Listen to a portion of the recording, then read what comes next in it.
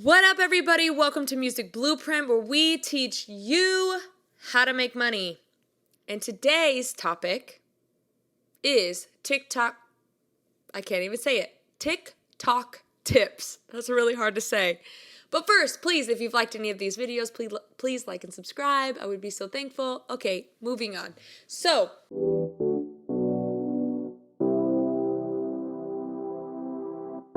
TikTok has been one of the most awesome growing platforms to date. It has changed other social media platforms. As you can see, Instagram has Reels now. YouTube has Shorts. Snapchat has Spotlight. It has changed the game in terms of video content, and I think there are so many reasons for that. But how do you, as an artist or creative, become successful on this app?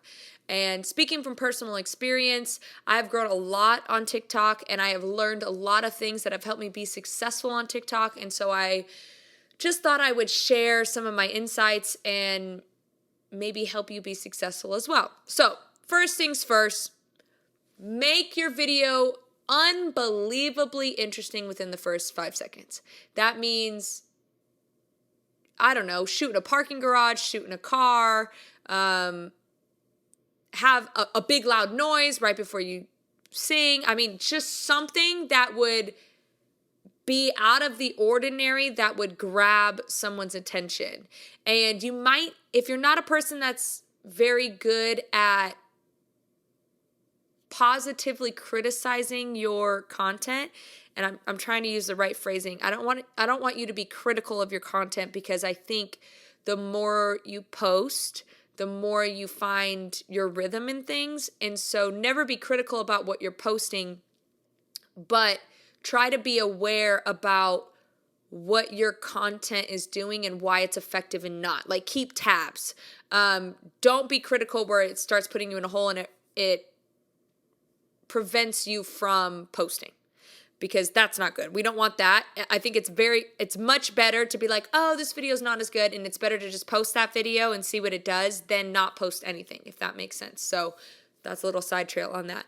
But you're trying to grab people's attentions, and more we're seeing that people's attention spans are shorter and shorter. So you need to immediately grab them. So as singers, sing your big note right at the start.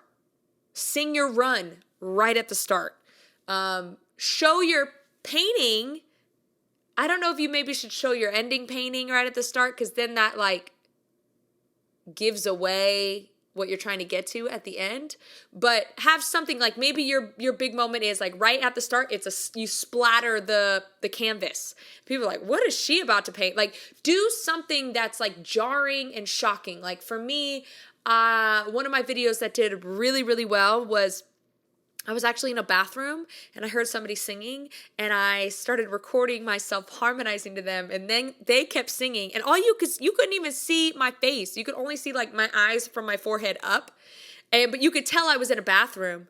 And then the girl's like, who is that? And I was like, me. And that video got like, I think almost 2 million views. So like things like that are just so out of the ordinary, so like not placed in the right way, that makes people very intrigued. A lot of times cars really work, or parking garages really seem to work, or anything with really great acoustics seems to work. So try all of those things. But again, you're trying to capture somebody's attention. I say 5 seconds, but honestly, it would be better if it's in the first 2 to 3. So that's the first tip. Second, make it short. Don't make it too long. I know TikTok has 3-minute video options now, which is great. I think if you can properly edit your video to be for 3 minutes, like for instance, if you're more of a vlogger style, like a YouTuber or whatever, taking the best parts of your video that was maybe 10 minutes long and compressing it down to 3 minutes, I think is really smart. And doing a vlog style, I think that would be great. But in terms of like everyday TikToks, usually anything in the, honestly, like 11-second to like 20-second range, golden. And then moving to the minute side, anything from the 30-second to like 42-second range is golden. Now, this is not to say that minute-long videos don't do well and minute-plus long videos don't do well and 30-second videos don't do well. That's not to say that. I'm just saying typically what I have found, and typically what I have found with my other fellow creators that I create with, the shorter, the better. Like, if you can just get in 10 seconds, like you singing some crazy run and say like run challenge and like sing some crazy thing, that would probably work. Again, people's attention spans are really short, so make it short. Make it short so they can watch it, and then they possibly would watch it over and over again because it's only 10 seconds. So then that gets you more views and more money. So perfect. The third thing is be creative, and I kind of already taught on this, or I didn't mean teach, but like talked on this already, is that do things that are out of the ordinary. Do things that people don't expect. Like, a lot of people expect you to sing in a studio. A lot of people expect you to sing in certain places. Like, even now, like, I think, okay, what's another cool place that I can sing that's maybe not in a car? Because that's starting to get pretty normalized now. So I'm trying to think of like really new places to have people catch me singing, because that's creative and that's cool. I've also thought of like different creative ways to sing with other people that maybe can't sing. So I do this thing called Sing This, and I'll sing something and I'll get people to sing it back to me. And sometimes they're singers and sometimes they're not. So sometimes it's like, woo, and somebody will be like, woo, right? Which is great. Oh, dang, that person can sing. It's entertaining, right? But then also I'll be like, woo, and somebody like, woo, woo, woo, woo. And then it's funny. So it's still entertaining, but then instead of it being super talented, it's actually just humorous and people are just having a good time and people like watching that. So you have to come up with some cool things. Like, I've even seen one of my friends, she's doing this thing right now, which I think is so interesting, of singing, or how does she say it? She says like, singing the attitude of specific fruit. So she'll be like an orange, and she'll be like she'll sing like a rock person if she has an orange, and then you'll see like a strawberry, and then she's singing like classical music, and she's like, like she's doing like all these crazy things, and it like every time a different fruit shows up on the screen, and she's like singing the attitude of a fruit, and I just think that that's so funny and unbelievably creative. She's also a person that she did this thing where she would write a song with 3 random words. So she would go to a random generator on Google, random word generator on Google, and then she would get 3 words and then write a verse, a pre, and a chorus to that song. And sometimes it would end up really good. Sometimes she'd be like, oh, I didn't end up that great or whatever. But it was just interesting to watch, of like, oh my gosh, she can just like write a song with like 3 random words that don't even make sense or don't even come together. And then she strings them together. It's like brilliant. So again, you got to be really creative, and it doesn't just happen overnight. Like, I actually take a day, or when I'm driving in my car, like maybe I have a 2-hour drive, I sit and think about what would be something really cool that I would watch, or maybe I saw something and that inspired me to think of something, and I have a whole TikTok or content notes in my phone, and I write down all the things that I want to do that I just think would be super entertaining. And sometimes it works and sometimes it doesn't, but you find that out along the way, and you start, again, keeping tabs on things, and you realize, oh, this worked because of this, and this worked because of that, or this didn't work, or whatever.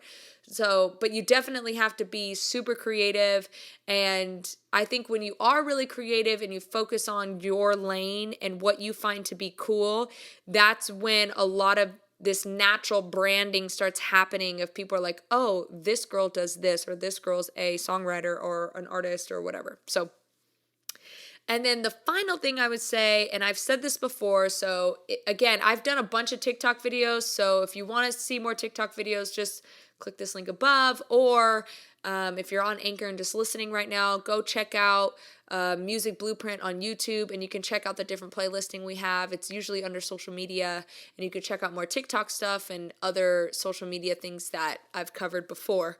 But the last tip I would give is create with other creators, period. that has done the most exposure for me by far when it comes to TikTok. People love on TikTok when you hook up with their other favorite creator. They're like, what? You're singing with so-and-so, or what? You're with so-and-so.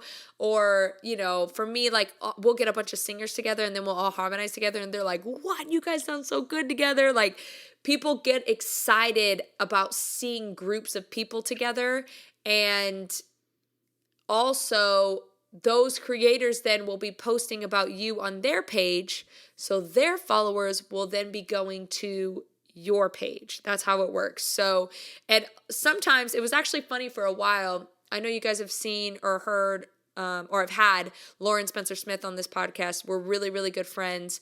And it was funny because when she came out to LA, we were doing a bunch of videos together. And for some reason, she was kind of like in a TikTok slump. So she was kind of like super frustrated. And I was in a TikTok slump as well, but I was at a significantly lower level than she was. And so I was like, well, I'm a smaller fish. Like, that makes sense for my slump. But for you, it's like you're a bigger fish. Like, your slump is even more frustrating, right?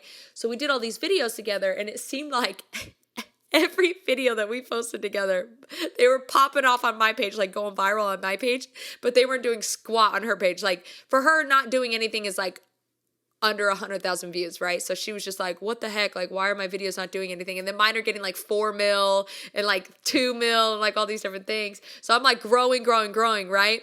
Well, it was funny though, because even though her videos weren't going viral, she was still growing in followers. She's like, why am I growing in followers? I was like, well, because I'm tagging you in all these videos. So people are going to your profile and then following you as well. So the whole point of that conversation is when you cross promote with other artists, people do check out the tagged people in the description. So, and most of the time when you're creating with other creators, they want to tag you. They're like, so-and-so's in this video. Like, that's how it works. So you will get a bunch of followers that way. I remember when I was first starting out on Instagram too, like, and Lauren and I did a video together. She posted it on her page, and literally I got 1,000 followers over a night.